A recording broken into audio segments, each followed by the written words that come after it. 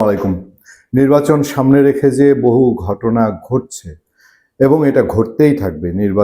নির্বাচন শেষ হওয়া, ফলাফল ঘোষণা, ক্ষমতা হস্তান্তর, এটা বোধহয় আর এখন বলার অপেক্ষা রাখে না।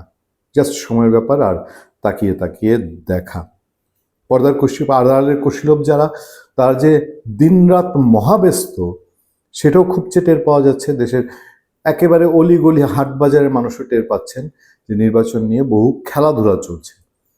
নির্বাচন হওয়া না হওয়া, নির্বাচন কিভাবে হবে, নির্বাচন মেটিকুলাসলি হবে, নির্বাচন মেকানিজমের মাধ্যমে হবে, নির্বাচন শান্তিপূর্ণ হবে, নির্বাচন সমঝোতার হবে, আমি তুমি হবে, বহু রকম ইকুয়েশনের কথাবার্তা মাঠে শোনা যায়। সেই সময় ইনকিলাব মঞ্চ যখন প্রায় 24 ঘন্টার হুলস্থুল পরিস্থিতি ইনকিলাব মঞ্চকে ঘিরে যমুনার আশেপাশে, এবং সেখানে দুইবার যমুনার পাশে একবার, শাহবাগে একবার পুলিশি অ্যাকশন হলো। তাদের প্রায় 40-50 জন আহত হয়েছে বলে দাবি করা হয়েছে। তার মধ্যে তাদের উল্লেখযোগ্য নেতৃস্তরের লোকজন ছিল।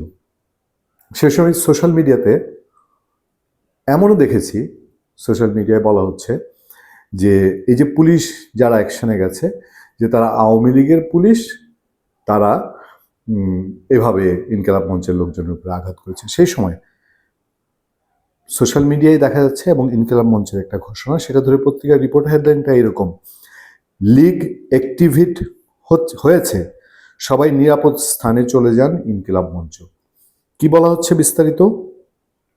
শহীদ শরীফ ওসমান হাদি হত্যার বিচার দাবির আন্দোলনকে কেন্দ্র করে কার্যক্রম নিষিদ্ধ সংগঠন আওয়ামী লীগ সক্রিয় অ্যাক্টিভ হয়ে উঠেছে বলে দাবি করেছে ইনকিলাব মঞ্চ। একই সঙ্গে উদ্ভূত পরিস্থিতিতে আন্দোলনকারীদের আপাতত নিরাপদ স্থানে চলে যাওয়ার অনুরোধ জানিয়েছে সংগঠনটি। শুক্রবার রাতে, মানে 6 ফেব্রুয়ারি রাতে, ইনকিলাব মঞ্চের অফিসিয়াল ফেসবুক পেজ এবং সংগঠনটির সদস্য সচিব আবদুল্লাহ আল জাবেরের ব্যক্তিগত ফেসবুক আইডি থেকে দেওয়া পৃথক বার্তায় এই সতর্ক বার্তা দেওয়া হয়। ইনকিলাব মঞ্চের বার্তায় বলা হয়, আওয়ামী লীগ অ্যাক্টিভ হয়েছে। তারা সাধারণ জনতার সঙ্গে মিশে পরিস্থিতি অন্যদিকে প্রবাহিত করার চেষ্টা করছে। একদিকে শহীদ ওসমান হাদি হত্যার বিচার এবং অন্যদিকে নির্বাচন বানচালের চেষ্টা চলছে। আপনাদের সবাইকে নিরাপদ স্থানে চলে যাওয়ার জন্য বিশেষ অনুরোধ করা হলো। এদিকে আন্দোলনের কারণে আসন্ন নির্বাচন পিছিয়ে যেতে পারে এমন গুঞ্জন নাকচ করে দিয়েছেন সংগঠনটির সদস্য সচিব আবদুল্লাহ আল জাবের। অপর এক পোস্টে তিনি স্পষ্ট করে বলেন, নির্বাচন 12 তারিখেই 12 ফেব্রুয়ারি হবে, নির্বাচন হতেই হবে, কোনোভাবে নির্বাচন বানচাল করতে দেয়া হবে না।